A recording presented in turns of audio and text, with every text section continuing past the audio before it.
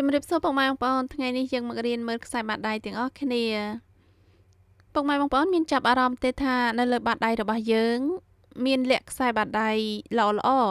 ច្រើនយ៉ាងច្រើនប្រភេទនៅក្នុងនោះដែរខ្សែបាតដៃរបស់យើងបង្ហាញពីទឹកចិត្តរបស់បុគ្គលម្នាក់ៗដែលមានទឹកចិត្តល្អទឹកចិត្តស្រឡាញ់អាណិតមេត្តាចំពោះអ្នកដទៃផងដែរចាអញ្ចឹងថ្ងៃនេះខ្ញុំនឹងលើកយកខ្សែបាតដៃ3យ៉ាងមកចែកជូនពុកម៉ែបងប្អូនឲ្យបានស្គាល់គឺជាខ្សែដែលមានទឹកចិត្តល្អមានទឹកចិត្តមេត្តា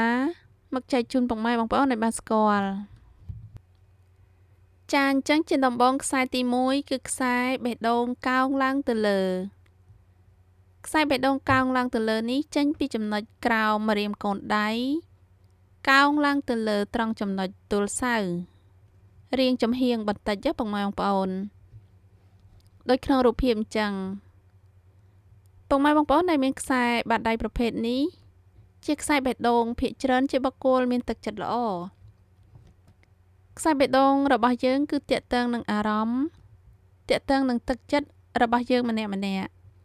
ដែលមានចំពោះអ្នកជុំវិញមានចំពោះគ្រួសារមានចំពោះដៃគូខ្សែបេះដូងប្រភេទនេះជាបុគ្គលមានទឹកចិត្តល្អមានទឹកចិត្តមេត្តាបើឃើញអ្នកជុំវិញមានបញ្ហាអ្វីមិនមើលរំលងទេម្ចាស់បាតដៃមានទឹកចិត្តល្អការនិយាយស្ដីពាក្យពេចន៍ដ៏កក់ក្ដៅហើយអ្នកដទៃក៏ស្រឡាញ់ចូលចិត្តច្រើនផងដែរខ្សែបេះដូងកោងខ្លាំងប្រភេទនេះជាបុគ្គលមានទឹកចិត្តបរិបូរណ៍ចាមានទឹកចិត្តល្អបរិបូរណ៍ហើយក៏ជាបុគ្គលមានទឹកចិត្តឆាប់ពុះកញ្ជ្រោលឡើងហើយក៏ឆាប់ត្រជាក់មកវិញដែរជាបុគ្គលមានទឹកចិត្តស្រឡាញ់អាណិតមេត្តាចំពោះអ្នកដទៃចាអញ្ចឹងខ្សែបាតដៃប្រភេទនេះជាបុគ្គលមានទឹកចិត្តស្រឡាញ់អាណិតមេត្តាធម៌ចង់ជួយជាប្រយោជន៍ដល់អ្នកដទៃផងដែរបុគ្គលដែលមានទឹកចិត្តកក់ក្ដៅភាគច្រើនមានខ្សែប្រភេទនេះពុកម៉ែបងប្អូនបែបនេះហើយទំនាក់ទំនងអ្នកដទៃក៏ល្អហើយអ្នកដទៃក៏ស្រឡាញ់ចូលចិត្តច្រើនផងដែរអញ្ចឹងបន្តមកទៀតខ្សែទី2ខ្សែទី2គឺខ្សែបេះដូងដែលមានទឹកចិត្តល្អគឺខ្សែបេះដូងដែលវែងឡើងទៅដល់ចន្លោះម្រាមដៃកណ្ដាលនិងម្រាមដៃចង្អុលខ្សែប្រភេទនេះមានលក្ខណៈប្លែកចាមានលក្ខណៈប្លែកបងប្អូន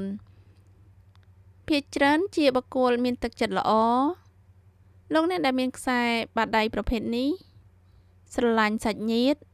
ស្រឡាញ់មិត្តភ័ក្តិស្រឡាញ់គ្រួសារយ៉ាងជ្រាលជ្រៅចំពោះស្នេហាឬក៏ទំនាក់ទំនងអ្នកដទៃមានការជឿជាក់និងមានទំនុកទុកចិត្តជាបុគ្គលចេះឲ្យតម្លៃនិងស្រឡាញ់រាប់អានអ្នកជុំវិញជាបុគ្គលផ្ដល់ក្តីស្រឡាញ់ផ្ដល់ក្តីមេត្តាដល់គូស្នេហ៍ឬក៏គ្រួសារដោយចិត្តស្មោះស្ម័គ្រយ៉ាងជ្រាលជ្រៅប៉ុន្តែក៏ជាបុគ្គលមានការស្រឡាញ់ការស្អប់បែងចែកយ៉ាងច្បាស់ជាបុគ្គលអាចមើលដឹងពីទឹកចិត្តអ្នកដទៃបើស្រឡាញ់គឺស្រឡាញ់យកចិត្តទុកដាក់យ៉ាងខ្លាំងបើមិនស្រឡាញ់ទេគឺដកខ្លួនថយចេញខ្សែបេះដូងប្រភេទនេះគឺជាបុគ្គលមានចរិតរួសរាយទំនាក់ទំនងល្អនឹងអ្នកដទៃមានជំនឿជឿជាក់លើខ្លួនឯងចាអញ្ចឹងសរុបមកខ្សែបេះដូងប្រភេទនេះជាបុគ្គលមានទឹកចិត្តល្អស្អាតមានក្តីស្រឡាញ់មានក្តីមេត្តាចំពោះគ្រួសារនិងអ្នកដទៃជាបុគ្គលមានទឹកចិត្តល្អបរិសុទ្ធអញ្ចឹងបន្តមកទៀតខ្សែទី3ខ្សែទី3ជាខ្សែបេះដូងមានទឹកចិត្តល្អគឺខ្សែបេះដូងបែកមែកជា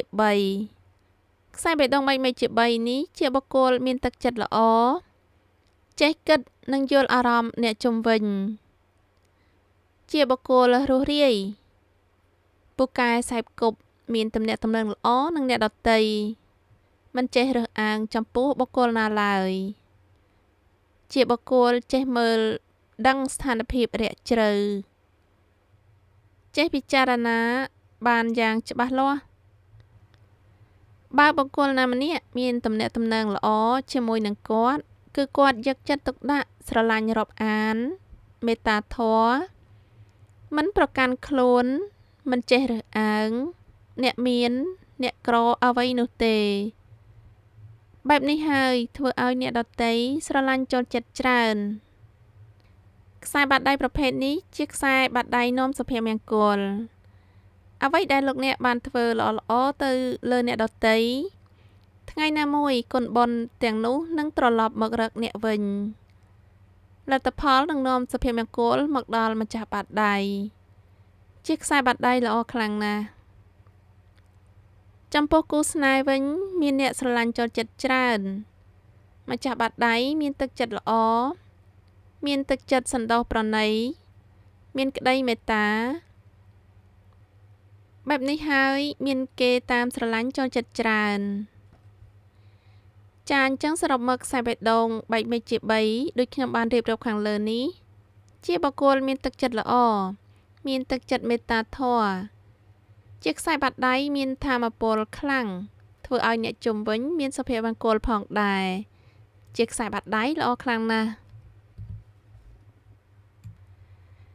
ចាអញ្ចឹងខ្សែទាំង3ចំណុចនេះតើពុកម៉ែបងប្អូនមានខ្សែបេះដូងមួយណាដែរទោះបីមានខ្សែបេះដូងប្រភេទនេះឬមិនមានក៏ដោយយើងទាំងអស់គ្នាព្យាយាមធ្វើល្អឲ្យបានច្រើនអំពើល្អនាំសេចក្តីសុខមិនតែប៉ុណ្ណោះទេយើងត្រូវចេះបង្កើនសមត្ថភាពតាមតែអាចធ្វើទៅបានគឺអភិវឌ្ឍខ្លួនឲ្យកាន់តែខ្ពង់ខ្ពស់ចាអញ្ចឹងពុកម៉ែបងប្អូនយើងទាំងអស់គ្នាកើតមកគឺកើតមករៀនចាគឺមករៀនយកបទពិសោធន៍អ្វីដែលល្អអ្វីដែលប្លែកដើម្បីបង្កើនសមត្ថភាពបង្កើនវិញ្ញាណរបស់យើងឲ្យកាន់តែខ្ពង់ខ្ពស់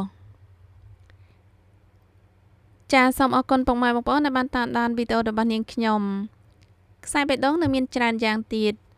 នៅវីដេអូក្រោយៗខ្ញុំនឹងលើកយកខ្សែបេះដូងមកចែកជូនពុកម៉ែបងប្អូនឲ្យបានស្គាល់ថែមទៀត